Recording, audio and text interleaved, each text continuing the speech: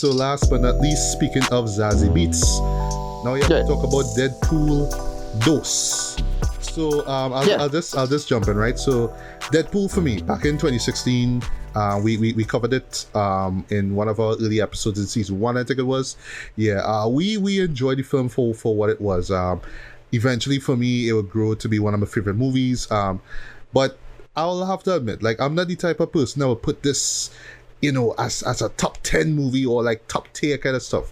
It came out at a time where superhero films started to get more predictable and just more saturated. It's like, we know big threat comes down to earth and hero who we don't really know comes to save the day, as though we've seen this shit hundreds of times, right? And Deadpool was the movie that come and say, hey, let me just do something a little bit different, while at the same time proving to studios that, hey, we can still do R-rated superhero movies, folks. Come on. Like, Blade Trinity wasn't the end all of everything. Let's do something new. And then Deadpool came and just changed the game right there. I love the risk that they took with this film. They brought it out on Valentine's Day weekend, which is like the last place you would want to put out a superhero movie. And it just made a shit ton of money since then.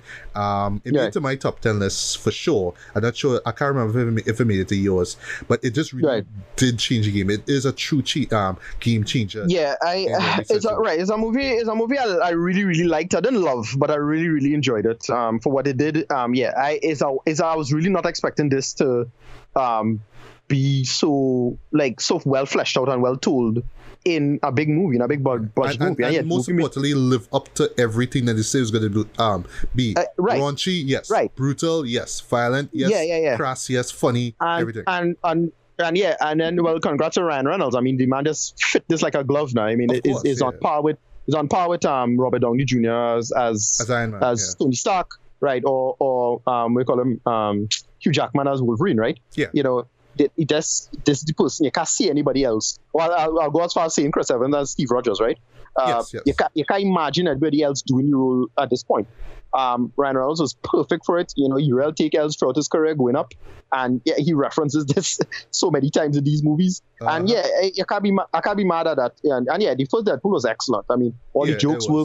But what I remember not being a big fan of is that, look, meta humor is something that really has a short shelf life, and with that film, I really couldn't get myself to watch it a second time, because it's one of those things where once you know the joke coming, you don't really care anymore. That's the only it's just like, when he said, you ask clowns, right? It is like, right. But I still right. And even almost every joke is like that. Once you see it once, it's not a joke you could watch back and laugh at a second time. I thought it was clever. It's like, all right. Yeah. It's more like, clever, all right? Oh, yeah, right, they did. That's proper meta humor, right? Yeah. You're right. You're totally right. And for me, like I said, I would not go out of my way to say that this is one of the greatest movies ever made. No. For what it is and for what it's set out to do and how it succeeded, that's why I say it's a great movie. But there's no way this big masterpiece, like it's not Captain America the Winter Soldier, you know what I mean? But but it's still, a damn entertaining film, right? Oh, yeah, it does, because another thing is that the villain was a little paper thin, so you didn't really care all that much for that. I did like the fact that, well, the actor that they chose, Rubber, he was in the Transporter Refuel, which was just so laughably bad. Sorry, laughably bad, sorry. Rubber, both of us, we saw it on my birthday, and I was just laughing at how bad it was. I was incredibly annoyed at your... Oh my God, that's at your choice. That boat siege, oh my God, that's hilarious. But but him being a villain I thought worked. He was just that snarky, evil British villain, real cookie cutter villain, but it worked, right?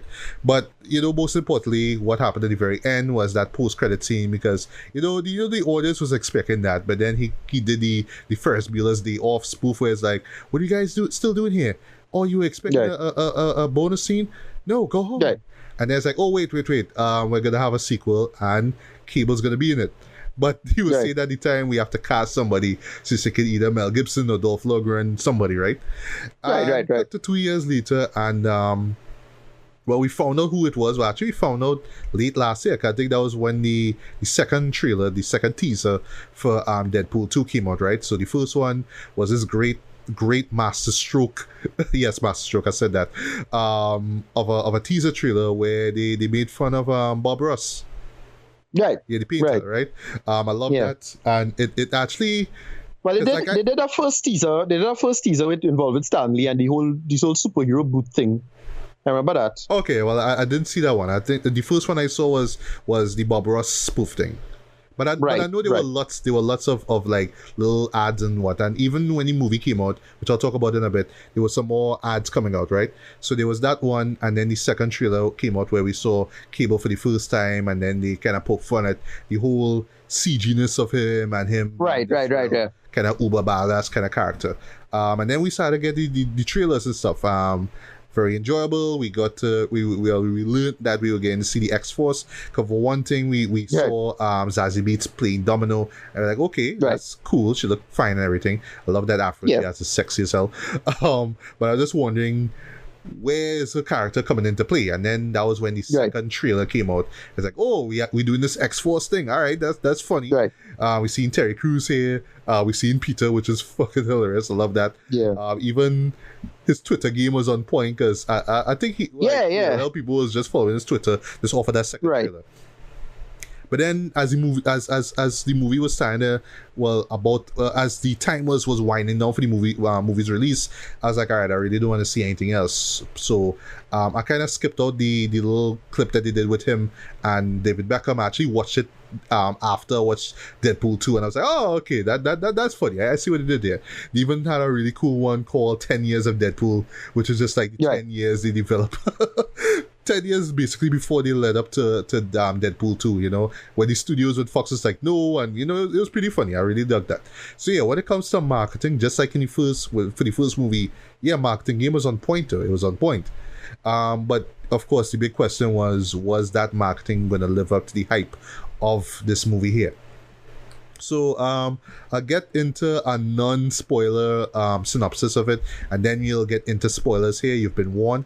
So basically, it's we continue the adventures of the Merc with a Mouth, Deadpool. So while he's doing his business, you know, taking down bad guys, chopping off heads, you know, busting shots into men and whatnot, he still has his relationship with his girlfriend Vanessa, played by the exquisitely attractive Marina Baccarin. But then something bad happens to her, and then he's kind of compelled now to be like, all right, now I really feel the need to work with a team, to work with somebody else. So he takes up Colossus's offer from the first one, which was like, yeah, I want to be an X-Man now. And, you know, he joins it, right? So now he's a trainee with the X-Men. So he's tagging along with Colossus and Negasonic Teenage Warhead. She comes back, and it's, as far as developing a character goes, is like, well, she have a girlfriend now.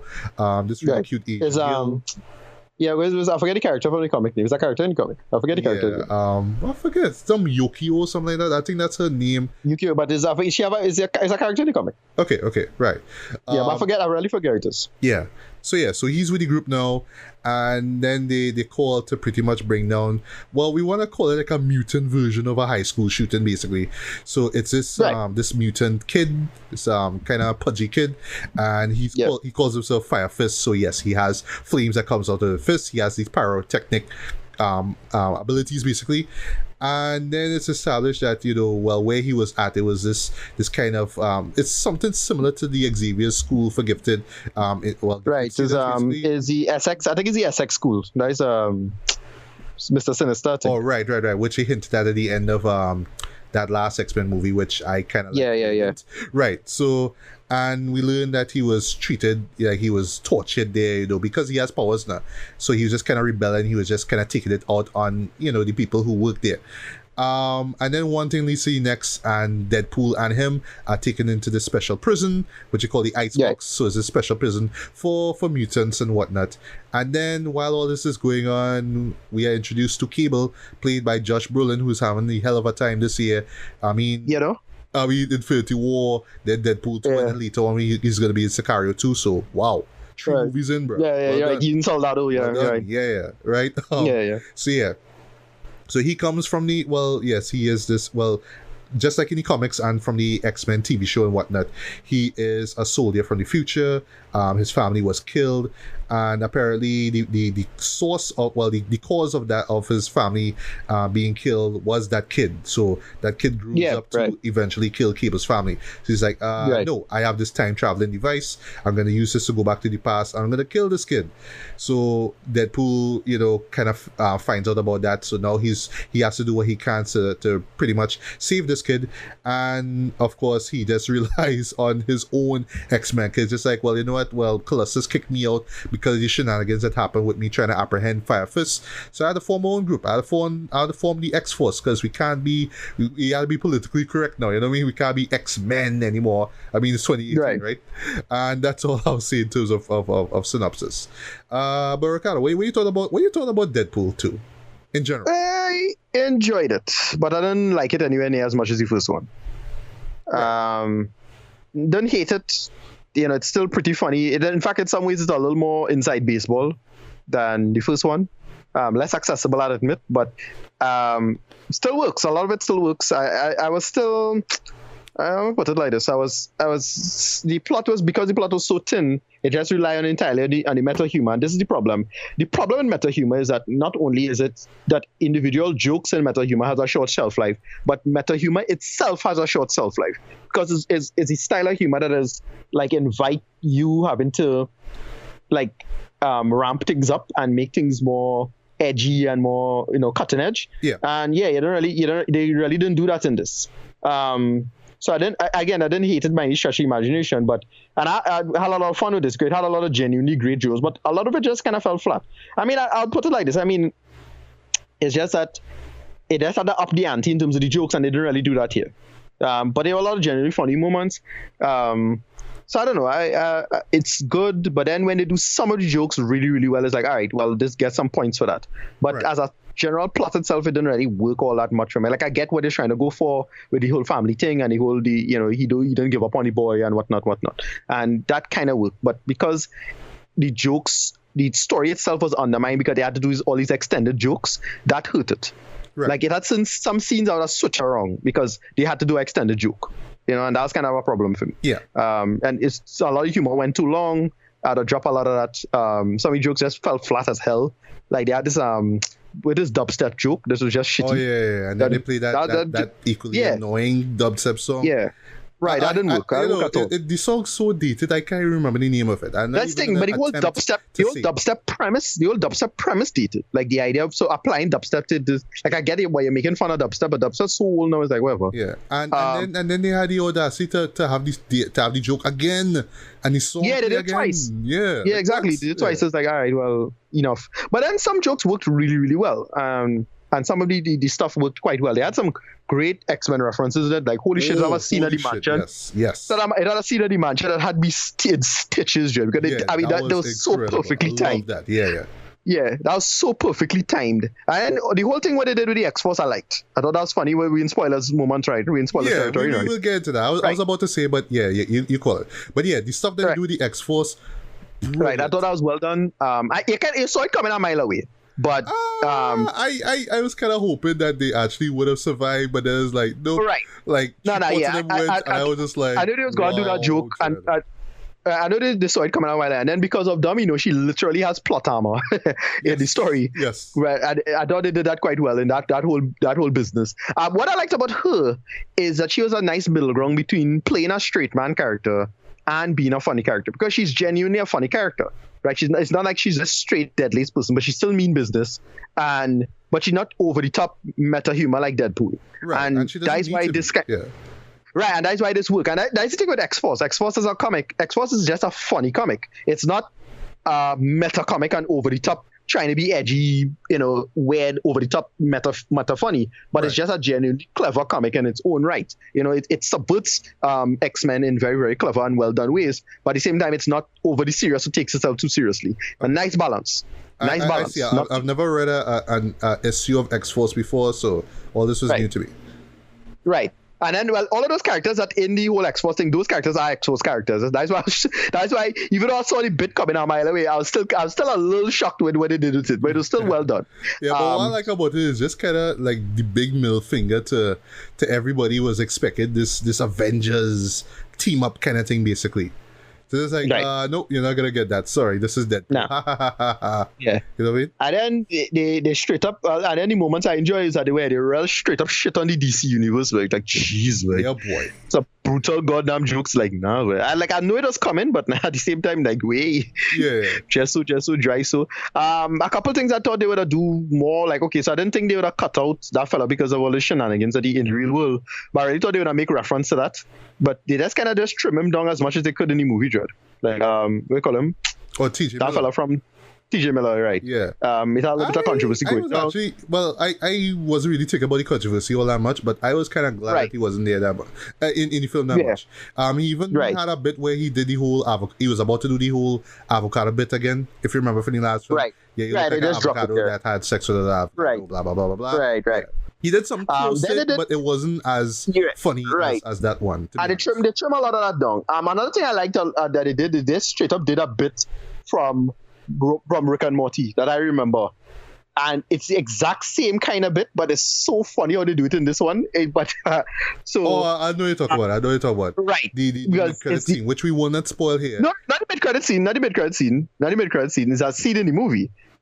This is the Basic Instinct reference episode. Oh, it's yes. Section. Yes. That little section. I didn't realize it was referencing Rick and Morty. I was like, oh, that's Basic Instinct. No, they're not referencing Rick and Morty, but it's a joke that is very similar to something in Rick and Morty. All right, I see. Because of the sheer zaniness of it. Yeah. When I saw it, I immediately thought of this joke. I was like, all right, because it's an episode called the Interdimensional Cable episode. So there's an episode called Interdimensional Cable in Rick and Morty, and it's very, very similar to what they did in one of those bits. It's because just these real, a stream of consciousness kind of humor now. Everything is arbitrary and you can do what you want now. Right. And the way you call it, I forget what it's called, Channel 101 or whatever it is now. And that bit in this was really, really well done because they do it the exact same way. It's very similar in terms of like the visual gag involved now. And then they do a whole Basic Instinct bit as well, which I swear, I don't know if our cinema cut it, but that cut way too fast for me to think it was a funny bit because I thought they would do the whole thing now. Yeah. But I think it's intentional, that cut. Right. Well, I think that was how it was in the film itself, right? But anyway. Right. But to make it work, a funny scene, it works in the whole thing, and then everything kind of comes together. The action itself was kind of meh, nothing special.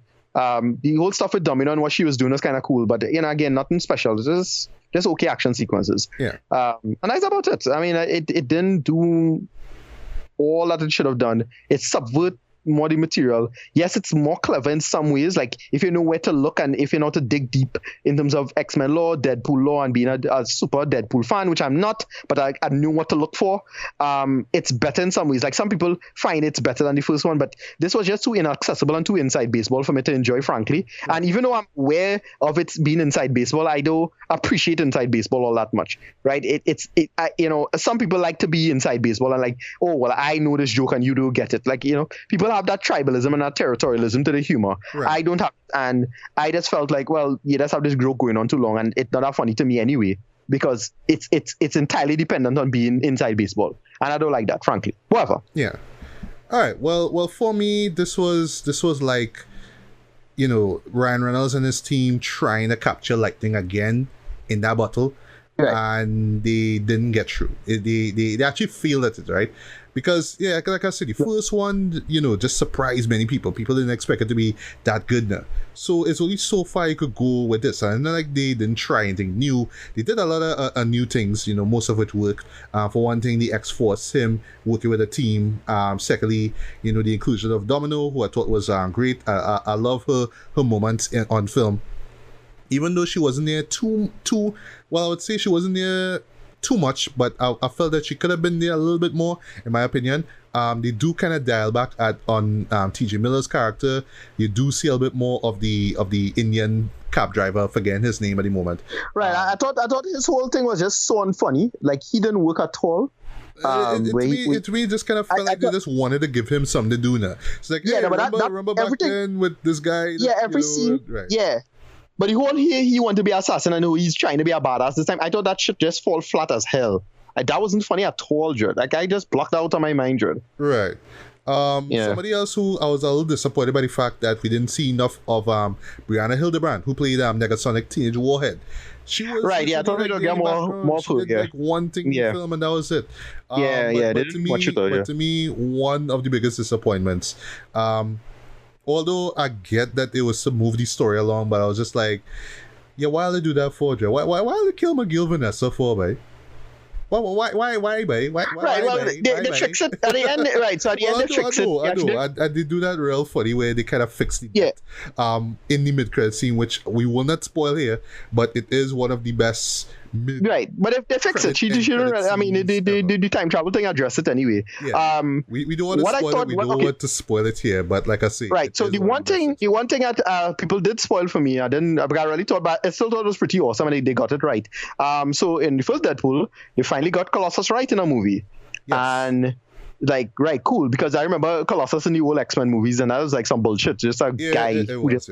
So they fucked up. It was some white American dude who was... Some guy, yeah. There's a guy, they just have him glowing metal, and it looked like shit. Yeah. I'm like, all right, Bryan Singer, you fucked this up. Although I love X2, but that Colossus there, no, didn't work. Yeah, failure Colossus. And they got Colossus right. And then, in this movie, they got Juggernaut right. Like, holy shit, Juggernaut is in this movie. A huge twist, in my opinion. Yeah, big reveal. We great reveal. Juggernaut boy. And I was like, well, great. Okay. Yeah. Okay. Juggernaut is a goddamn cool character. Easily one of the best Marvel characters, in my opinion. Of course. And I hated what they did with him in the last stand. Yeah, X3 was total nonsense. Vinny James? Yeah. I mean, I love him in Snatch, but not... Right. Not as Juggernaut. Yeah, it was terrible. No. And it was just a big guy who have muscles, and he where does he have more? They instead of doing the size thing, they have him as, well, he have momentum. Yeah. Like, fuck you, though. Like, no, it's more than momentum. It's just, the guy huge. Juggernaut's supposed to be a big dude. Yeah. And they get it right. I love what they did with Juggernaut to this. It's also like the fact that he didn't take away from the majority of the film. Like, it's not about Juggernaut. It's not about his side characters. It's really about Deadpool's journey. And for the most part, I do like what they do here. What they did with his character arc. I did feel like the set pieces themselves, like for example, the intro, right?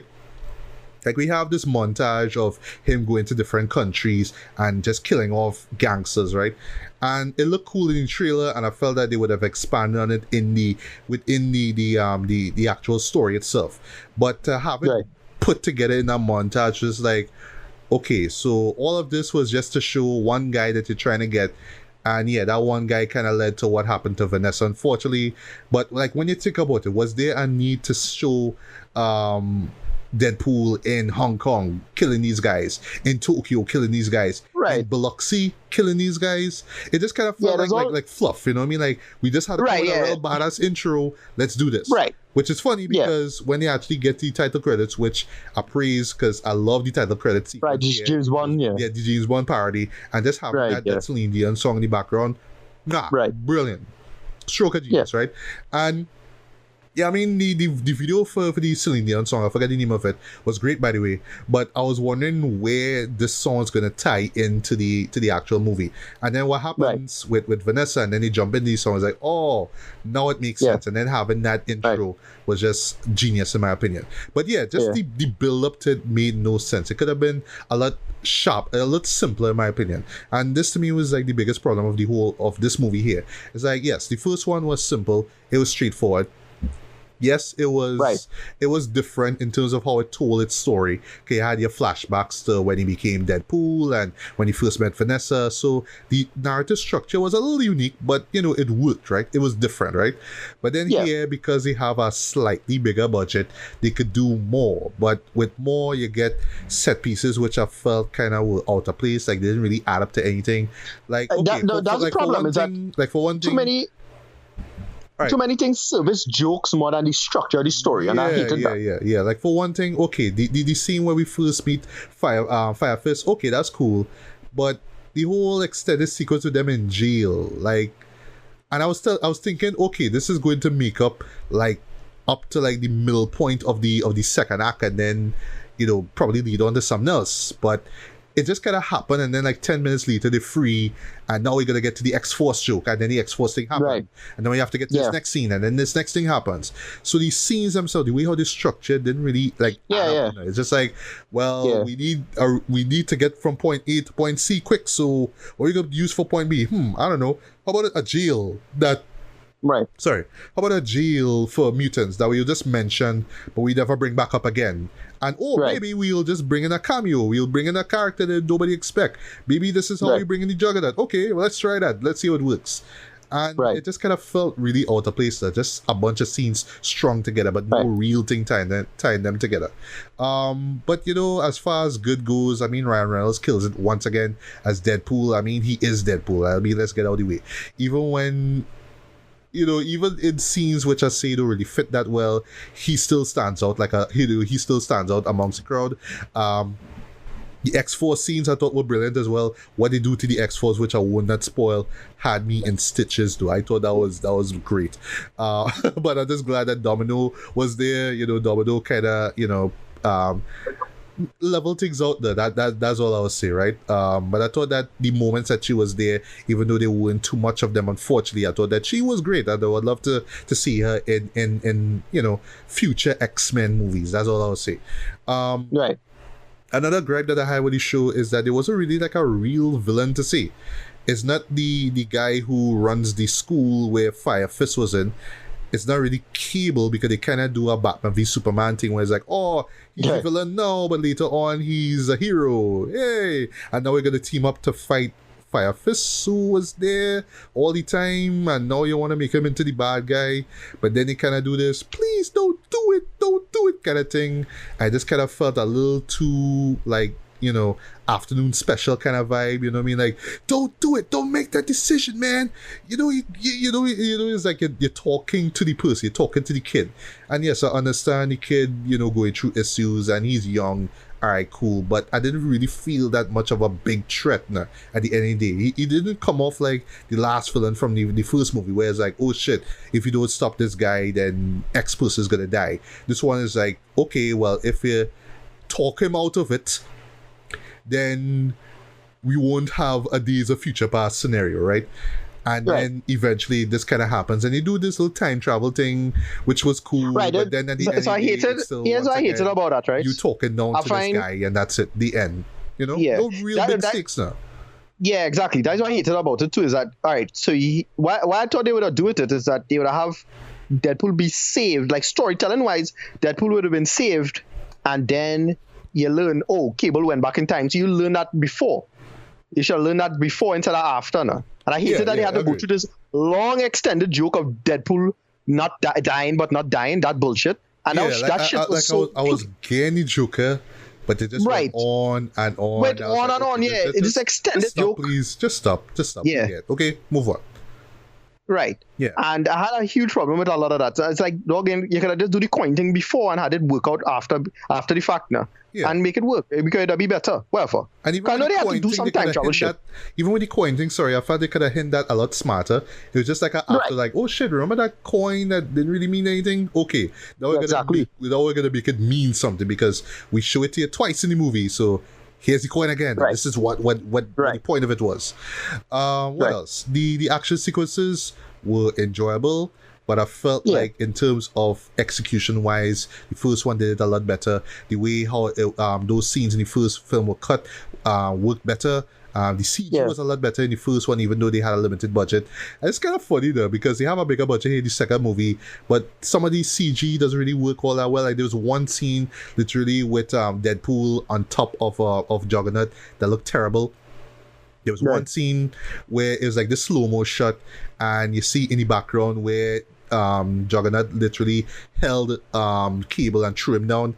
That looked terrible. The fight scene between Juggernaut and Colossus looked kind of cool, but there were a couple of moments I was like, that they could have tweaked that a lot better. But yeah, I mean, action sequences wise, they were decent, but they weren't as like gloriously bloody over the top like the last one. But at least they try. At least they try to keep that same spirit. The music, Tyler Bates does the music here. I mean, I thought the score was okay, but I kind of enjoyed Junkie XL's music that he did for the last one. It had this kind of 80s kind of synth vibe, and I swear the man was taking reference from Michael Jackson's Beat It. He don't need intro that doom, right? And he was hearing that through all the action sequences. And I was like, all right, again, a kind of 80s action movie vibe, which is kind of like what they were going for in the first movie now. But here is just like your typical superhero music that you get here. But yeah, last flaw really is just the storytelling itself. Like I said before, not just these scenes being strung together, but just like, okay, you just kind of need a reason for Deadpool to form his own team, and it's just kind of like by the numbers in my opinion. Also, even to the climax itself, which I felt was kind of underwhelming, because at the end of the day, there was really like a big villain. There wasn't really any big stakes. It's just talk to this kid, the kid wouldn't do it, and that's it. So I don't know. Like I kind of came out of it feeling like okay, like I think a few episodes ago we mentioned how Donald Glover himself wanted to do a animated series for FXX, for Deadpool.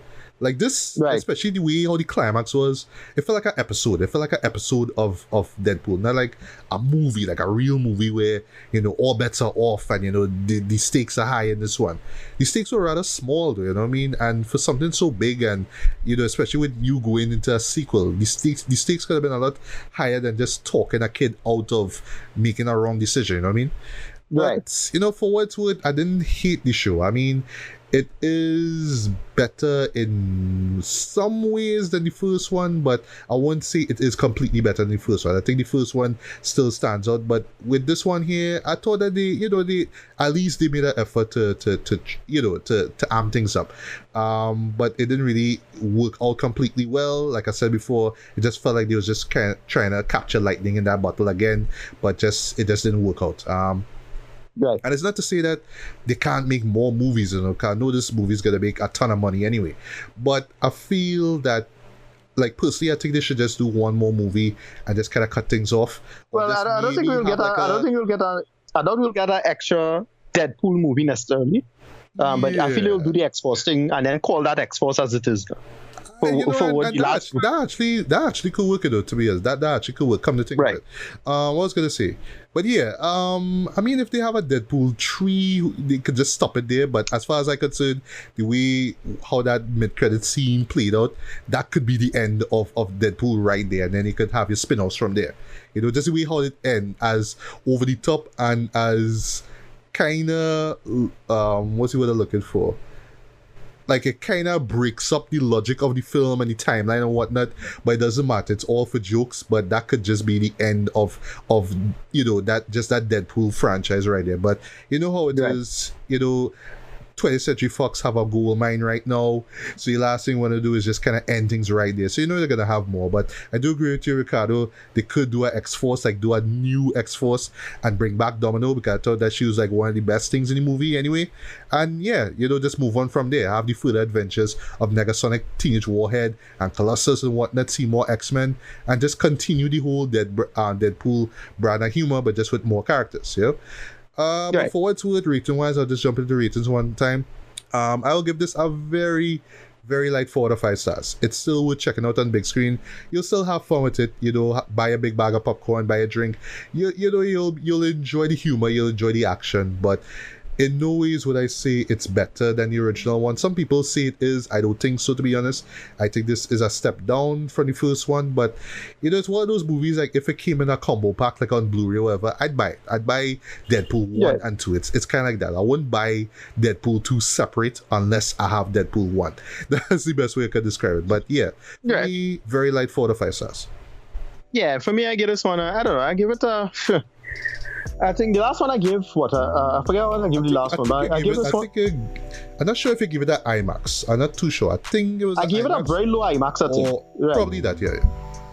Right, I get this one just a straight movie tongue. It was going to get a low movie tongue, but then because of the mid-credit sequence and how clever that was, it bumped it up to a movie tongue, which is about a 6 out of 10. It's fine. All right, fair enough. Yeah. All right.